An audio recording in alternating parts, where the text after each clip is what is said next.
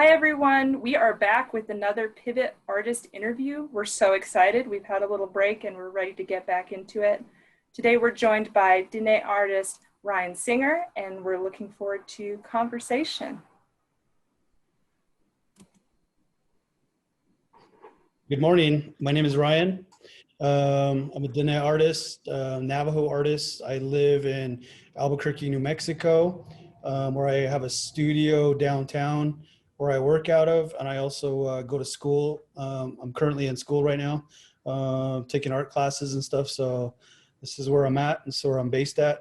And yeah, I just wanted to do this interview today with people at Fort Lewis. It's at the Center Southwest Studies. And that's part of the Pivot exhibition up there. So thank you. Yeah, thanks so much for joining us. As I said, we're happy that you were able to make time for us. And I know that everybody's lives are kind of hectic and busy and weird with scheduling. So we just appreciate we're able to meet virtually. And even though we haven't been able to get you up to the center to see the show or some of the other artists, it's been lovely for us to connect. And I know that our viewers really appreciate seeing more behind the scenes. So without further ado, let me jump into the first question that we ask. How did you first join the Pivot show? I believe Dwayne reached out to me a few years ago. Must have been about 4 or 5 years ago. Actually, no, it was about 3 years ago when they first did the show at the Museum of Northern Arizona. Mm-hmm. And so I didn't have a lot of inventory on hand, so I had to borrow. They had to borrow skateboards from people that had bought skateboards from me previously. So basically, yeah, they got lenders to lend skateboards to them, and so I was a part of that show. I thought it was a really cool idea to be part of that, and so I did it, and I think this one up here, Fort Lewis, is my second one. I know they've had a few other ones which I haven't been able to participate in just because I'm so busy. Usually when I make something, it's usually gone.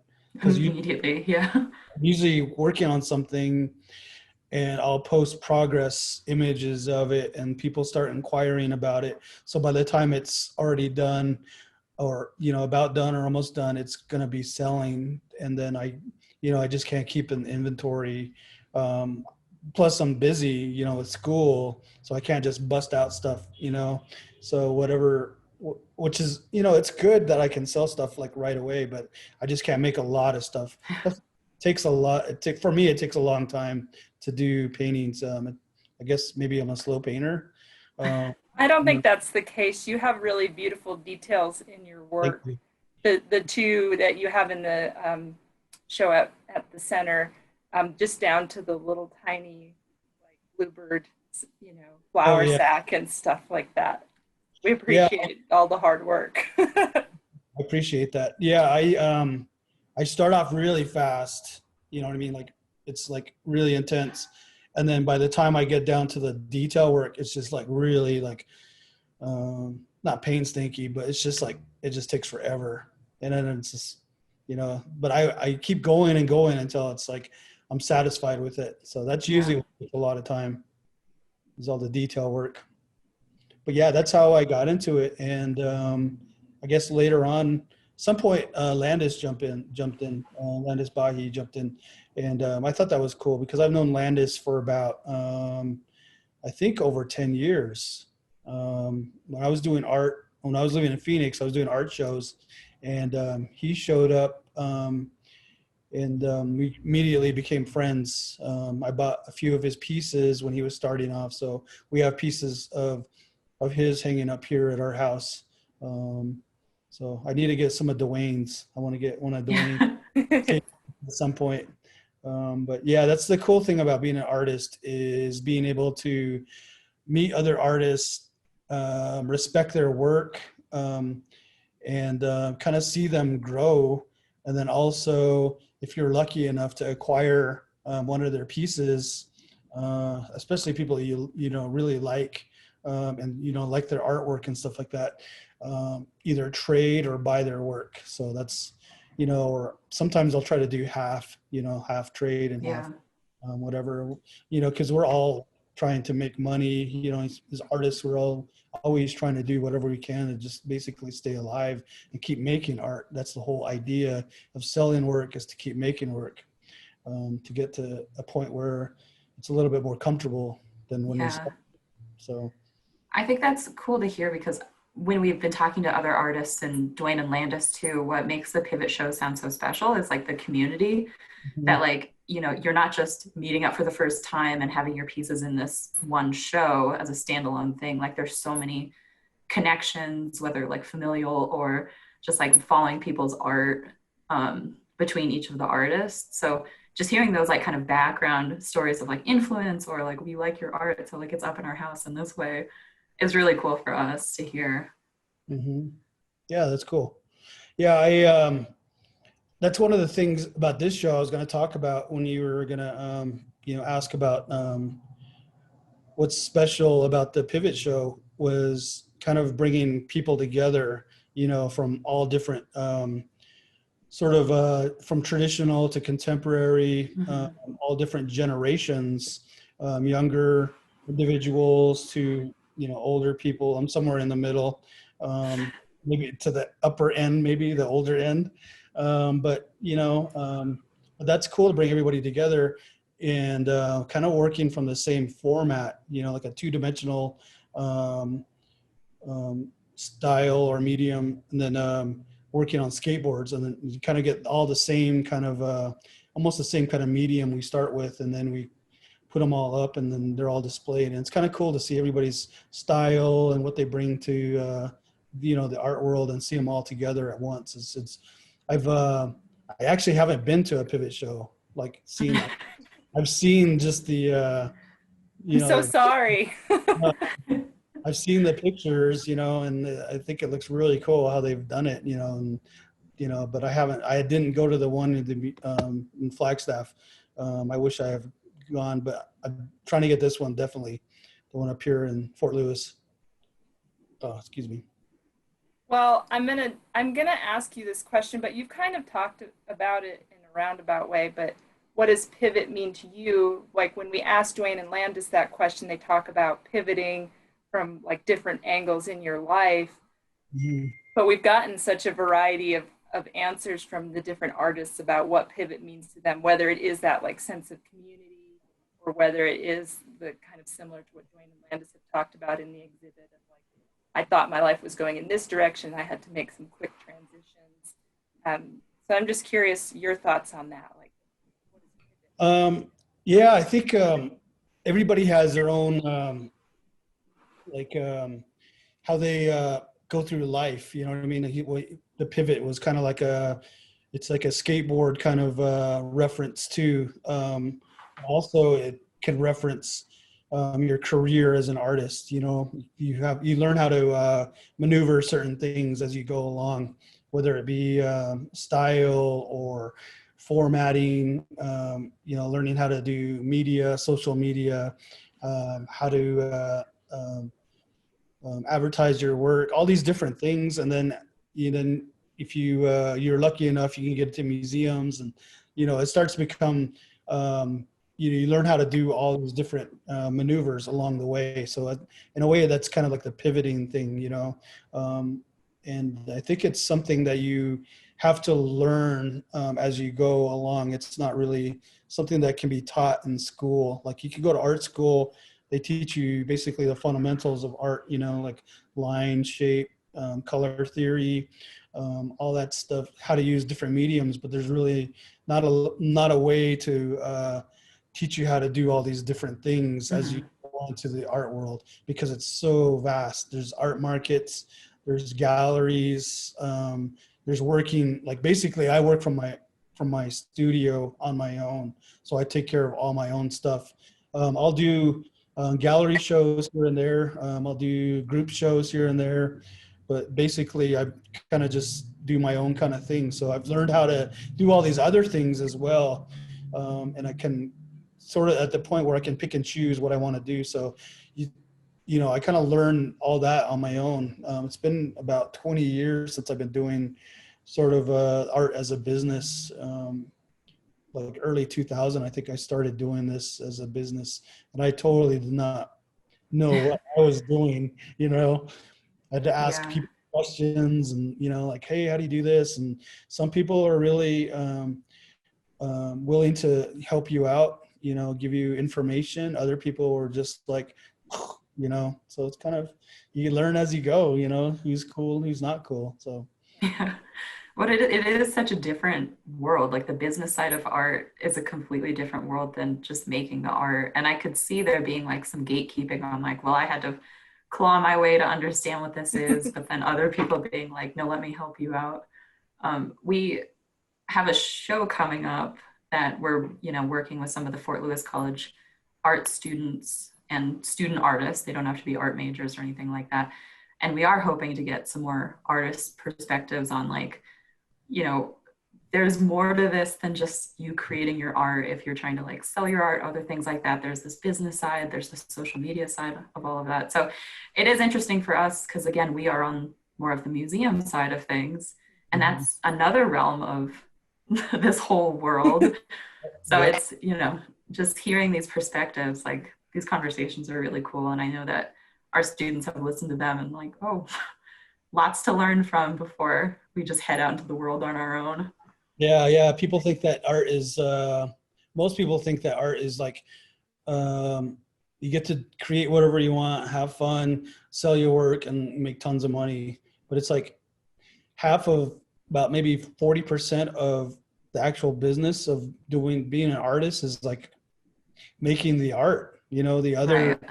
60% is stay in touch with your clients, emailing back and forth, communicating, buying the material, you know, finding a place to set up, Yeah. doing the work, advertising, marketing, you know, staying in touch with clients, working with galleries, working with museums, shipping your work out. You know, that's a whole nother thing. That's a whole nother art in itself. Yeah. And We it's, can definitely relate because people Mhm. think when you're in a museum, you're just like looking at holding the art all day. You just hold it and enjoy it. And it's like, oh, well, I was writing this grant and then I had this meeting and then, yeah, I had to learn about how to ship this. And then I was doing data entry and they're like, wow, that seems a lot more tedious than I thought. yeah, yeah. And for all of us now that, you know, I think social media has become so pervasive that people just think it's natural. And it's like, no, social media takes a lot of work and like learning how to be on social media, learning how to do these interviews to give this, you know, behind the scenes thing. And then what you were talking about, like how people see your art as it goes. So that's like another form of Mhm. like advertising while you're working. So it's Yeah. just all of these little steps in between. Yeah, a lot of the time I forget, you know what I mean? Like I keep working and I was like, man, I should have took some progress pictures, you know? Because, Yeah. you know, like I'll remember, so I'll do it, you know? But a lot of the times I just forget, you know, it's just, you know, it's one of those things where you can get it or you don't, you know what I mean? It's Yeah. like, I don't know. It's kind of funny. I mean, I wish I had somebody that could help me, like an assistant or whatever that could, Yeah. You need someone on yeah, call to do all of that. yeah, I could train a monkey to help me do certain things, you know what I mean? But I have to do everything on my own is basically, you know, Yeah. so yeah, it's a lot of work. It's, you know, just running to the store to get more supplies, then going to a box store where I buy the stuff to ship.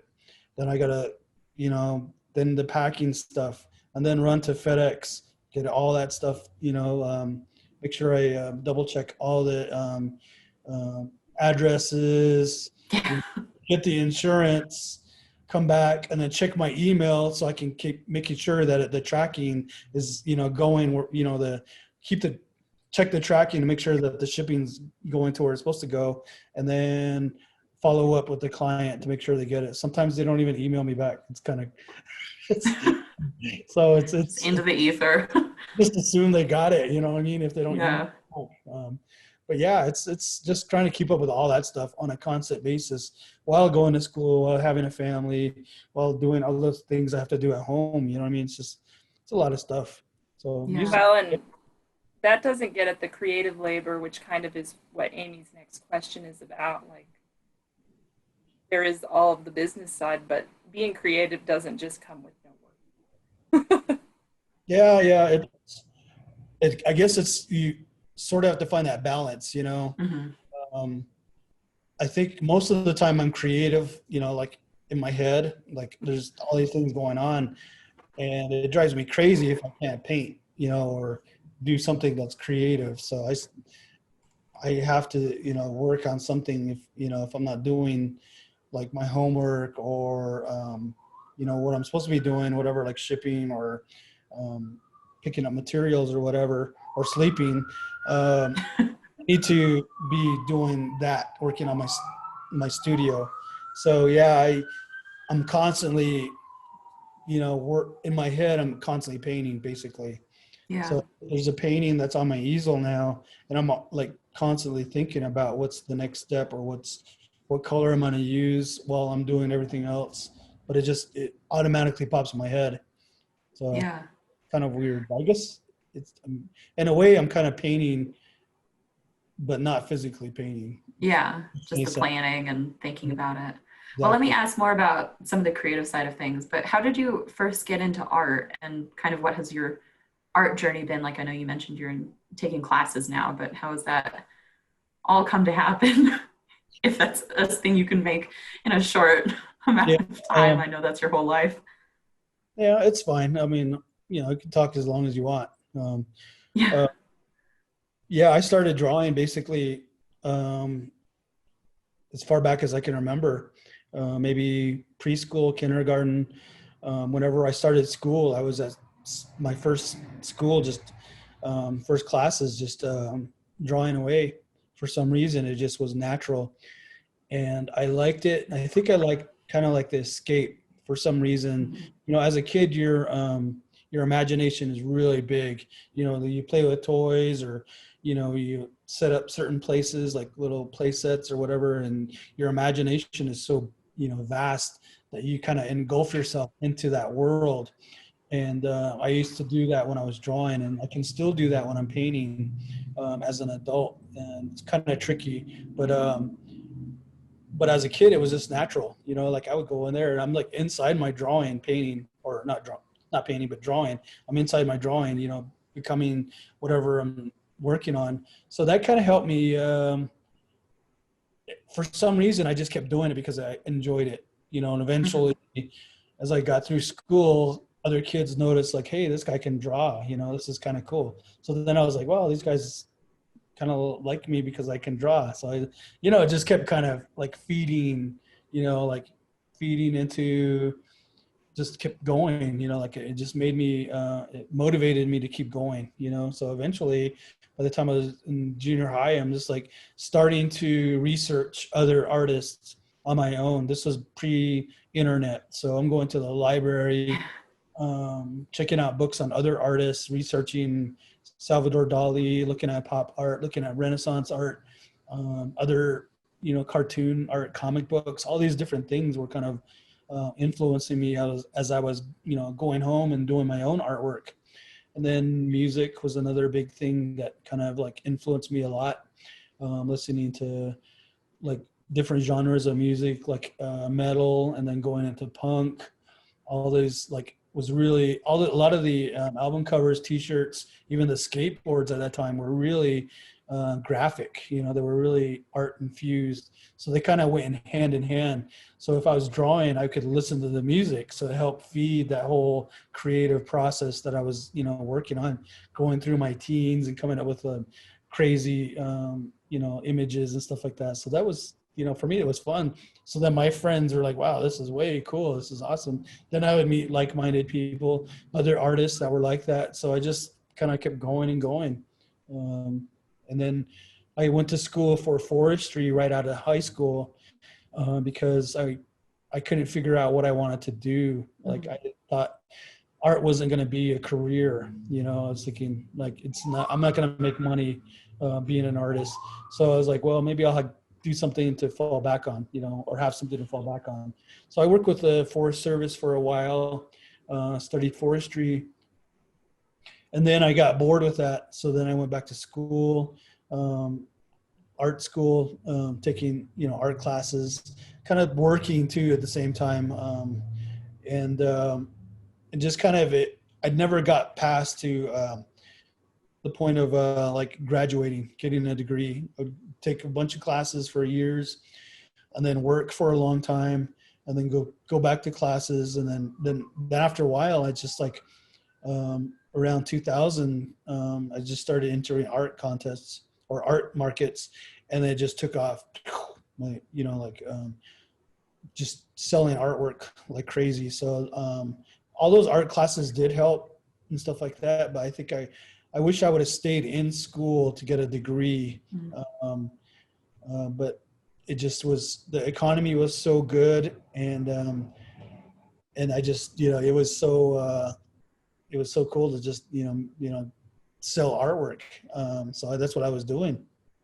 And then the economy totally tanked, and I try to keep up doing artwork as a career, as a job.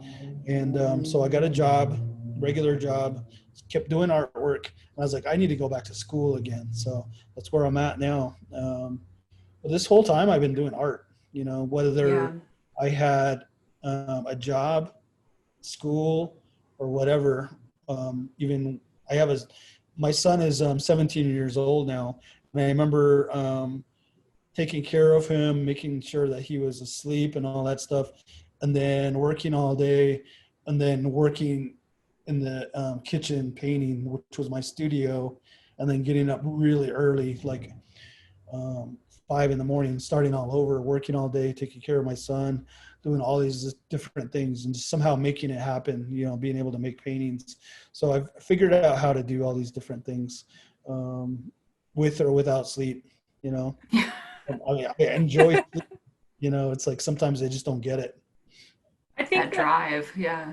That is an interesting thing about the show, in that everybody that we've talked to has these other things going on that they're doing, whether it's like working in behavioral health centers or as teachers or art therapy or whatever. All of you, like, I think there is that vision that you're just going to be the artist who just does art and sells it and that's it. But that, in the case, at least for this show, it seems like there's a lot of, I squeezed it in. I didn't get enough sleep. I'm making it work. I want to do my art. And yeah, that's the thing. It's like, if you want to make it happen, you got to make it happen yourself. Nobody else is going to do it for you.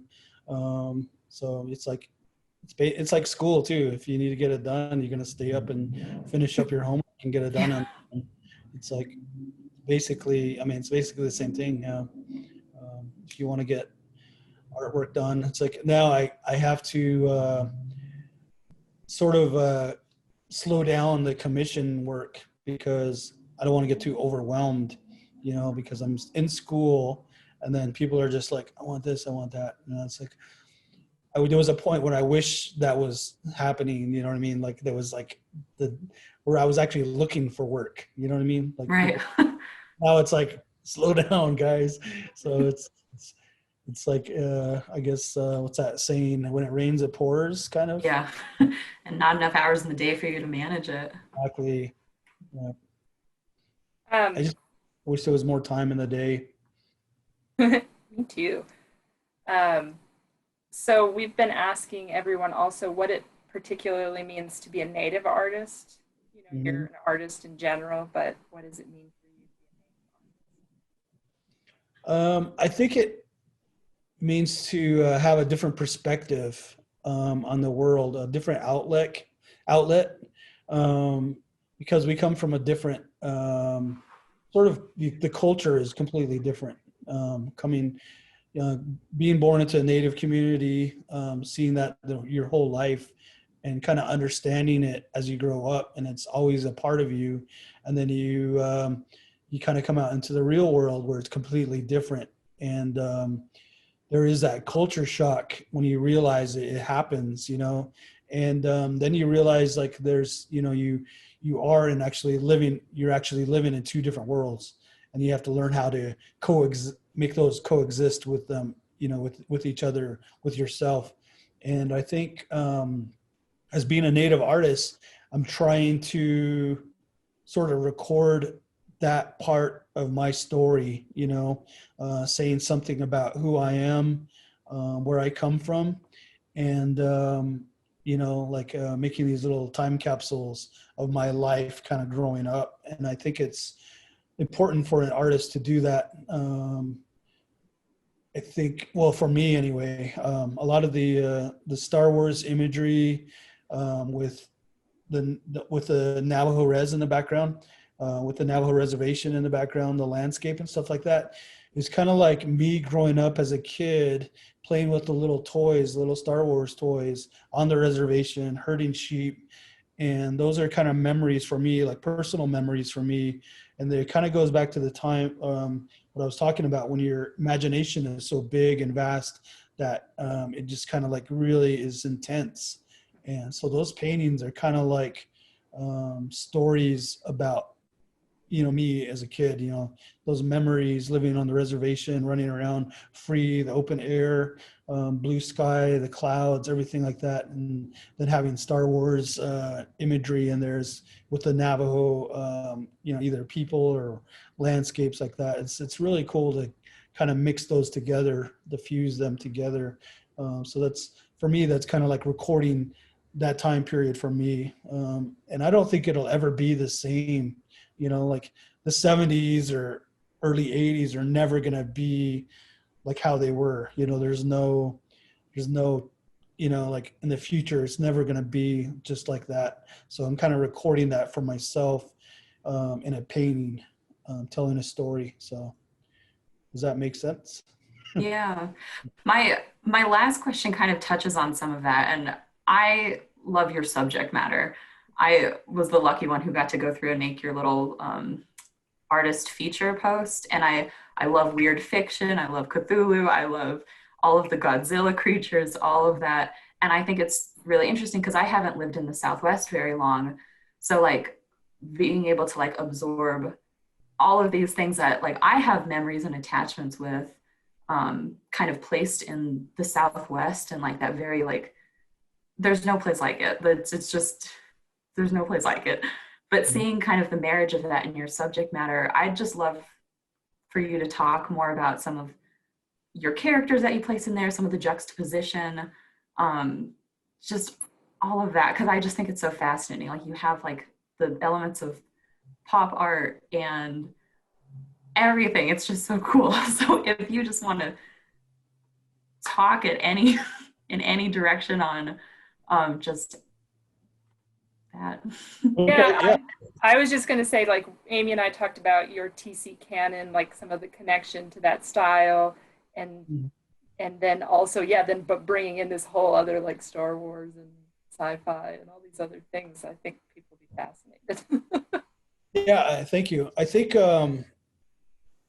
like what I was talking about before was like learning about all these artists and then researching about them, and sort of just kind of like, you know, getting them stuck inside my head, like their styles, and just kind of like it's always there all the time. Just eventually they kind of like feed into your sort of style, you know. So I have all these different styles, even like the lowbrow art that's, you know, like out of Juxtapose magazine, and then there's all kinds of like lowbrow art all over the world. So I mix kind of all of it together with like maybe a TC Cannon, Shanto Begay. It's like a comic book style, all together in what I'm kind of like feeling. And throughout the day, like 24/7, I'm trying to think of new ways to come up with an image, you know, or a new painting or a new symbol or something that, you know, that I would like to see, or that I like, you know, like Cthulhu was always kind of like this reoccurring kind of theme, because I like sci-fi. Godzilla, I grew up watching. So there's these things that pop up, and I'm always thinking of all these different things. So yeah, like whatever I'm doing, what if I'm driving down the street or working, doing dishes or something, I'm constantly thinking what could be the next sort of image or story I want to tell. So that's what I'm constantly thinking of. So that's when um, these kind of ideas pop into my head, and that's how those paintings come to be. So if I can't say I'm busy working, I can't paint it, I'll write it down or I'll text myself the idea. That way I have it for future reference. You know, like I have a little sketchbook, and then I have a little notebook I can write in, and then I have my phone, which I can record the idea, you know, and I have a bunch of ideas which I haven't even made yet, you know, that are not even, but they're there, you know, because it's better than going to the canvas and saying, what am I going to paint now? You know, I've got like all these ideas that are ready to go, you know. Then at the same time, I'm constantly thinking of more, you know, so I need to get busy, you know, get working in the studio. Not So enough hours. exactly, I wish I could like split myself in half, or or the one half could get all this other stuff done, and the other half of me could do the painting. You know what I mean? It's crazy. I wish I could just, wish I had enough energy to just keep working like all night, and then the daytime I could do the other stuff I need to get done. You know, because it's sometimes it's hard to work in the day. I mean, I love my studio has all these skylights and all these windows, which helps because I like the natural light. But during the night, I don't have that light, but it's so quiet where I can concentrate. There's not all this noise and people emailing me or, you know, or whatever, just like, you know, like everybody's awake at home, you know, so it's like there's so many, it doesn't make sense, you know, it doesn't, I wish I could reverse those two, but, you know, maybe I should live in Alaska. Yeah, yeah, get those daylight hours and Yeah, move to Alaska. whew.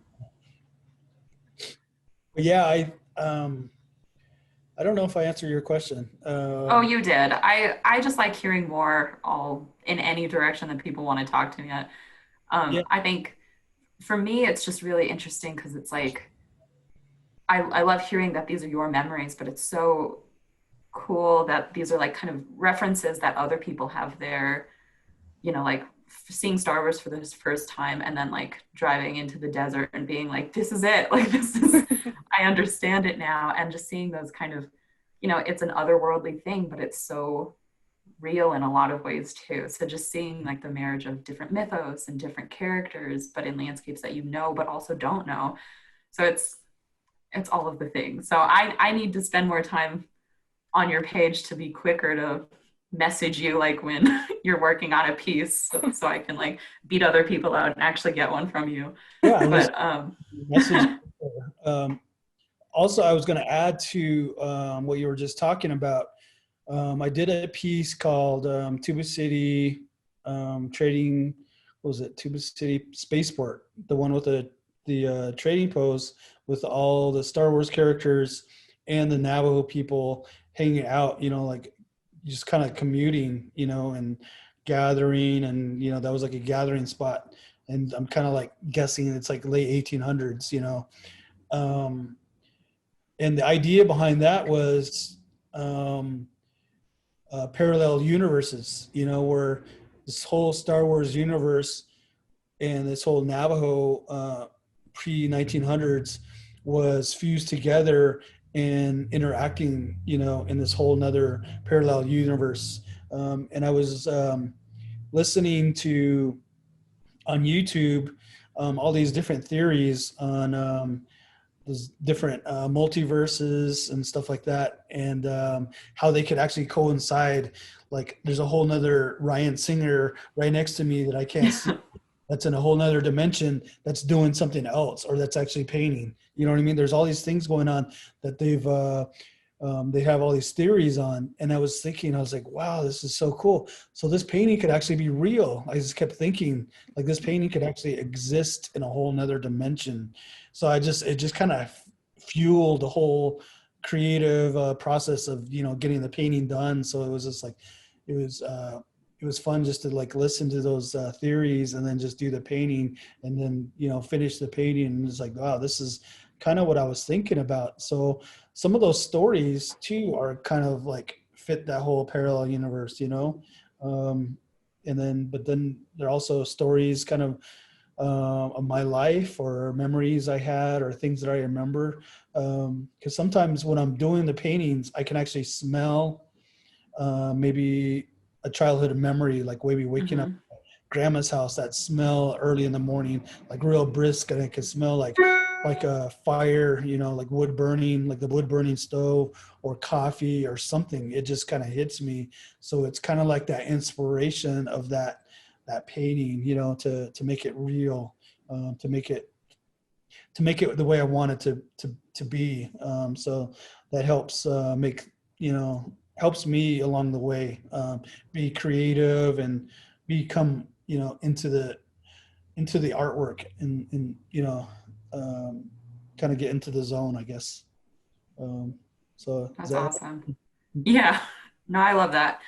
And so we're wrapping up here pretty soon, but I just wanted to once again say thank you for joining us. I know we mentioned this before we started recording, but your son is going to be attending Fort Lewis for a little bit, so we'll be happy to see you when we can, when things are less crazy, and would love to give you a tour of the center again. We'll see when things are less crazy. I will message both of you guys, I guess. Yeah, Instagram, anytime. and then let you know what day we decide to go up there, and would love to see the exhibition, and you know, maybe get a tour if we could. Just, you know, what's what, you know, even if it's sort of like a social distance or virtual tour or something, you know, just kind of. We can work it out. Yeah. I need you to see it in person. You need to see Pivot in person. Yeah, that's what I want to do. Yeah. And then just, you know, check out Durango. Haven't been up there for a few years. I think 5 or 6 years. I think it's been a while. I think I saw Dwight Yoakam up at the casino. Oh, up funny. there. Yeah, it was. What a dream. 2011 or 2012. That's so, awesome. But that Well, was, thanks. Yeah. I love Dwight Yoakam. I moved to this area and I'm like country, like I'm here for it. Heard the Dwight Yoakam cover, Purple Rain, Prince's Purple Rain. No, but I could see that happening. I've watched a lot of his music videos with the like hip action. That's like very classic. Google Dwight Yoakam doing Prince's. I'm writing that down.